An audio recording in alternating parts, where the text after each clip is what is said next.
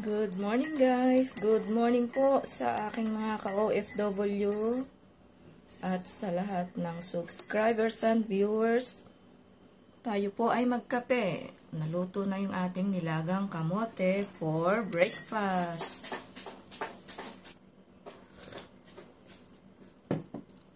Time check po dito sa Dubai ay alas 7 ng umaga. Gising na rin yung ating alaga, hayan at nangungulit na. Lalabas na daw siya. No. You know that, George, I don't let you out as early as 7 a.m. Mamaya pang alas 8, labas mo, bebe. No way.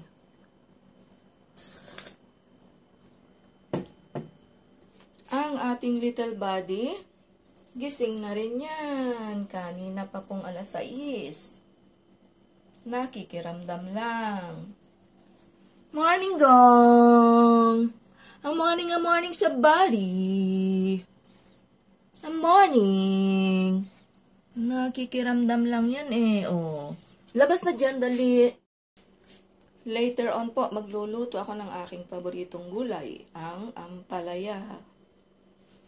Gigisa natin. Tapos, meron din tayo ditong saluyot. Nakakita tayo sa supermarket ng fresh na saluyot. Kaya ayan, luluto tayo ng saluyot mamaya. Araw po ng day off, Saturday, kaya medyo chill-chill ang inyong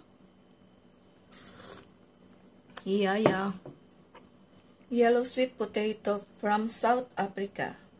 Yung mga kamote po na galing ng South Africa, maligat siya tulad ng kamote natin sa Pilipinas. Ito lang po, sapat ng almusal para sa akin. Kain po tayo. Hope you guys have a lovely weekend.